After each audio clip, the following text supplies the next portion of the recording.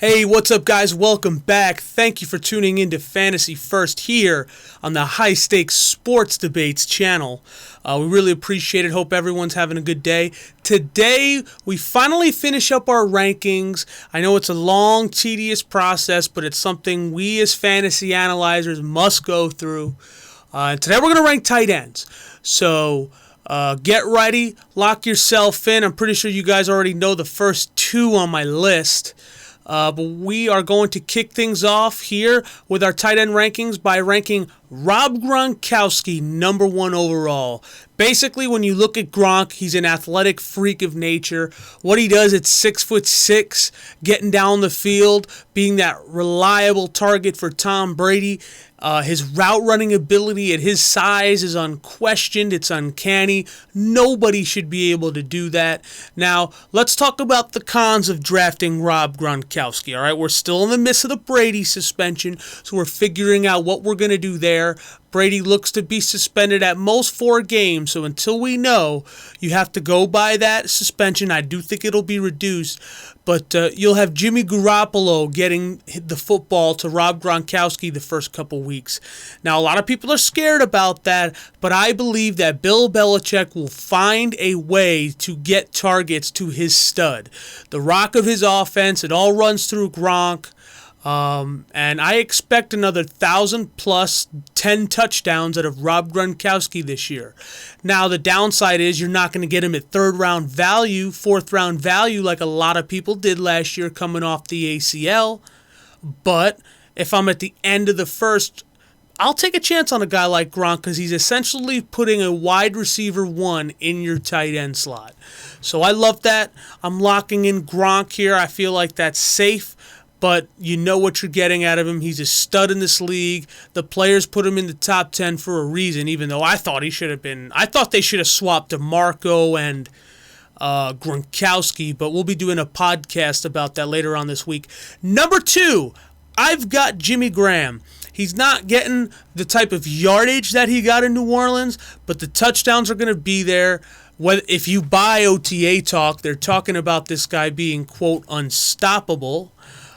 Just like CJ Spiller was going to run the ball till he vomited, but whatever. That's why I don't buy OTA talk. Side point. Back to Graham. Graham's a beast. He's a physical freak. Same as Gronk. Maybe not so much in the area of run blocking, pass blocking, being that run grader. But in terms of catching the football, getting downfield, there's a quarterback in place there with Russell Wilson, who you know is about as accurate as they come. I look for Graham to be in that 800 to 900 range with about 10 touchdowns. And I think that in your 3rd, maybe early 4th round, that's probably as long as he's going to sit there for. Take him, build value at receiver. If you need to see value, check out my wide receiver rankings 16 through 30. And enjoy the ride in a Seahawk offense that looks to become more explosive. At number 3, I've got Travis Kelce of the Kansas City Chiefs. This guy came out off a microfracture surgery last year. A lot of people were like, who is this Travis Kelce guy? Myself included. But Andy Reid really utilized what looks to be, now that I know they got Macklin, but he looks to be their best option in the pass game, especially when you've got a quarterback who is like either inept at throwing the ball down the field or he's just flat out scared. And I like the addition of Jerry Macklin. He's going to be able to stretch that field, open a lot of underneath opportunities for Travis Kelce. And I look for Andy Reid to really get this guy going. They started him slow, took the slow approach like Gronkowski. He had microfracture surgery. Let's not rush this guy into full game snaps yet. But by the end of the season, we saw what kind of PPR stud this guy can be. And with what he does after the catch, I really like Travis Kelce. And I'm looking at an 800 to 900 yard, 8 to 9 touchdown season. If I'm getting that in my 4th, 5th round to put in the core of my team so I'm not streaming, I've got a consistent talent at the tight end position in my fantasy drafts, I'm all aboard. At number 4, I've got Greg Olsen. Excuse me. 30 years old now, okay?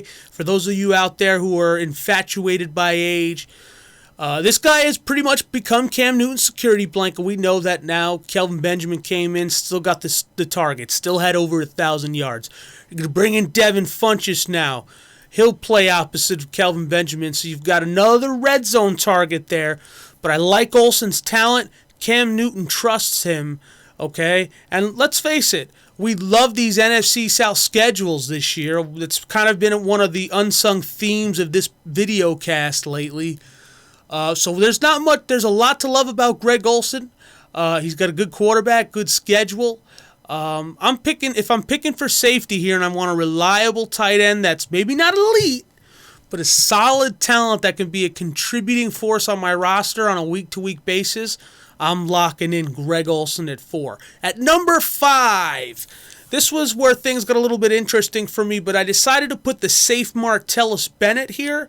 What a PPR stud he was last year as one of the focal points of Mark Trestman's pass-happy offensive scheme. Now you got Adam Gase coming in with John Fox. So will the catches be there? I'm not so sure. But the Julius Thomas role that was being played in Gase's offense now looks to be Martellus Bennett's role. So if I'm in the later rounds, I'm not reaching for Martellus because I don't think the production will be close to what he had last year. But when I'm picking Martellus, I'm picking a solid red zone threat. Brandon Marshall's gone. Now I know you still got Alshon Jeffrey and you still got the stud rookie and Kevin White. But I still look for Jay Cutler to try to find his red zone threat. I mean, in the end zone. I mean, they call this guy Marty Saurus Rex. He's freaking huge. So if I'm looking at the 7th, 8th round for a tight end, I'm going with Martellus Bennett. At number 6, I've got Zach Ertz. Last year, rewind the clocks, this time last year, people were picking this guy to be a stud breakout. He's going to be a top 5 tight end. I believe all that is potentially true. I just think we had it a year early. I think this can be the year that Zach Ertz truly ascends in that Chip Kelly offense. Still not sure what the deal is with Brent Selleck. He may or may not be on the team. I'm actually not sure about that one. But I don't see this guy. I don't see Selleck, even if he's there, stealing targets from Ertz. Ertz just seems to be in a position right now where he can really let his talent explode on the scene. Now, you do have a lot of mouths to feed in Philadelphia, and that's going to be one of the arguments. DeMarco Murray, Ryan Matthews, Darren Sproles, they really want to utilize those running backs. Jordan Matthews, Josh Huff, Nelson Aguilar. These are all people that look to potentially take targets away from Zach Ertz. I still love the talent, though. At this point in the draft, even 2 picks ago, probably Olsen, Bennett maybe with the system change, but at this point you're targeting guys late. Like if you miss out on one of the studs, you shouldn't even be thinking about tight end until at least round 9. And that's kind of where I have Zach Ertz pegged. Maybe a little higher. Some guys are going to go reach for their guy. I think you're looking at a 700-yard 6 to 7 touchdown season from Zach Ertz. So at 7, I've got Jason Witten here. Now, we saw the Cowboys really transform to a run-first offense, something that we've never seen before in the Tony Romo era down in Dallas. And we've seen the beneficiary of the past volume-heavy offense that Tony Romo was employing. Jason Witten was the security blanket, was the beneficiary of a lot of Romo targets. But again, talent-wise, this guy is probably going to be a Hall of Famer. Okay, is he someone I'm going to take a flyer on in round 10 plus? Absolutely, because I know that in any particular game, it could just start becoming the Jason Witten show, and he just looks unstoppable, okay? Again, I like that NFC East. I like the fact that the NFC East plays the NFC South. There are good games on the schedule, some that could be potentially shootout mode. I like Jason Witten's talent here. I don't really think there's much else to say other than the fact that because he could be in such a run-heavy system that his targets to decline. But again, he's not the 6th, 7th rounder he was. I'd probably take a chance on him in round 10. But I like Jason Witten's talent here at 7. At 8, I've got Delanie Walker. This guy quietly had over 800 yards. Ken Wisenhunt preseason came out and said it. Yes, we want to get Delanie Walker a little bit more involved. Now, he had up and downs, like every fantasy player does. But in a PPR league, there were some weeks where this dude had over 30 fantasy points. I'm sitting there looking at my phone going, wow, man, who's this Delanie Walker guy? Okay, so you've got Ken Wisenhunt returning. We'll see if he keeps him a focal point of the offense. You brought in Marcus Mariota. There's more talent there with Dorial Green-Beckham. You still got Justin Hunter, Kendall Wright. We'll see how the backfield shapes up. But I expect Delanie Walker, whose quarterbacks were I want to say Zach Mettenberger, Charlie Whitehurst. I mean, these again. I've been on record saying I think Zach Mettenberger could develop into a low end starter. He does have arm talent, but I mean Charlie Whitehurst, man. I mean, can you even pay this guy to throw an accurate football, let alone consistently do it over the course of his 16-game season? So that's the kind of quarterback play Delanie Walker had. We'll see if that improves with Marcus Mariota. I'm locking him in at number 8. At number 9, I've got Dwayne Allen. I want any piece of this Colt offense that I can possibly have. Now, you can make the argument, there's too many mouths to feed. Let's run down the list. T.Y. Hilton, Andre Johnson, Philip Dorsett, Dante Moncrief. I'm going to throw Gore in there because Gore's going to get some targets. All right? So there's a lot of mouths to feed, but Dwayne Allen really made his money not so much as a PPR stud, but more of an end zone, red zone threat. And I expect that Andrew Luck will continue to employ him in the end zone using that mismatched size. And he was a low-end tight end 1. Again, touchdown dependent, but he was a low-end tight end 1. And we've gone through all the scheduling this year with a lot of past players, so I don't need to go again. You're playing the NFC South. You're playing the rest of the AFC South. Got games against Pittsburgh, Denver, New England. All right?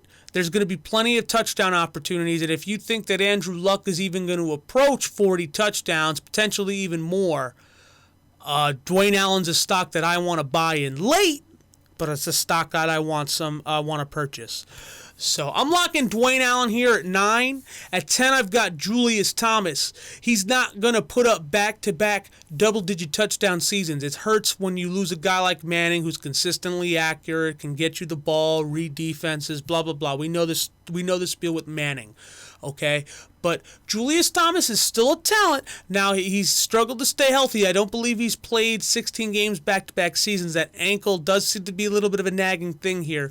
But if Blake Bortles can resemble anything of the projections that people thought he could be coming out of college, I got to expect that Blake Bortles will be able to get, this tight end the football.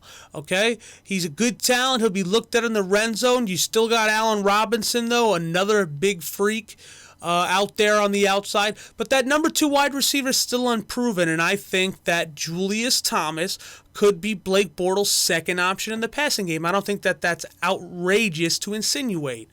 So I like Julius Thomas' talent. Again, a guy that I'm targeting rounds 12 and over at this point. All these guys, really since probably, I think we spoke, since Witten. These are all late. If I hate to quote Ricky Bobby, but if you ain't first, you better be last. Because at that point you're overvaluing tight ends. But again, back to Julius Thomas. I believe that if the Jaguars can get in the red zone, which does seem to be a problem for them because they've got offensive line woes, inconsistency at quarterback, just a lot of problems Jacksonville's had. I think that Blake Bortles can get this guy the ball. I see a 650 to 700 yard, 6 to 8 touchdown year for Julius Thomas. At number 10, I've got Jordan Cameron. He's a concussion walking syndrome waiting to happen. This guy can trip on air and find himself on the concussion list the next week. But you got to like the talent. You got to like what offense he landed in. Bill Lazor is really going to do some big things for Ryan Tannehill in year 2. That's why they paid him. Okay? We're still not sure what's going on with Devontae Parker's foot. Jarvis Landry's locked down that slot role. You've got Kenny Stills, and I believe they've got Greg Jennings as well. So there's a lot of mouths to feed there too. But if Jordan Cameron could stay healthy, I have him as a high-end tight end too. I like the talent, decent route runner, can get downfield. We saw what kind of talent this kid had in Cleveland. All right, but again, at this point in the list, these are all guys you're gonna want to target in rounds 12 and higher. But again, I like Jordan Cameron. If he can stay on the field, he could have 700 receiving yards and about 6 scores. And at number 12, my bounce back guy is probably way down on everybody's list. But I've got Tyler Eifert. Listen, this guy's a supreme talent. Just couldn't stay healthy. Listen, a lot of people struggle with health. It's not just a tight end thing, okay? When I look at Andy Dalton, all right, I don't see a world beater, but I see a guy that can get the football to this freakishly athletic tight end, okay? He went down in the first game, but Andy Dalton just had an affinity for him in that first game. I think he had like 2-3 catches, and he went down pretty early in that game. It wasn't like he made it through all the way. So Dalton had an eye for Eifert, and that's kind of one of my sleepers here at tight end, and who I think could bounce back, have a big year. You probably get him super cheap, 13th, 14th, 15th plus rounds. And I don't see why there's any reason why Eifert won't be the second beneficiary of Dalton's targets, because you know A.J. Green's a stud. All right, that doesn't even need to be said. Okay, so I think that he could be second in that rotation for targets, and we know that Hugh Jackson, not the actor, he likes to use his tight ends. So I'm locking in Eifert here, and that's my top 12 tight ends for the 2015 NFL season, guys. We're now on Twitter at SportsDebateTom. Links in the description below. Check that out. We got a podcast now that we're doing on the side called the Sports Bomb Podcast. Everything's under the High Stakes Sports Debates Network. So if you're bored, you're driving, you got nothing to do, check us out.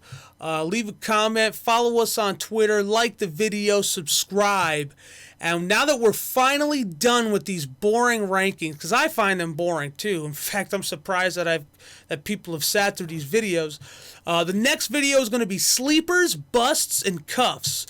So you're going to want to check that out. Check me out on Twitter, and let me know what you guys think. Thank you so much for tuning in to this episode of High Stakes Sports Debates Fantasy First. We'll see you next time. High Stakes Sports Debates.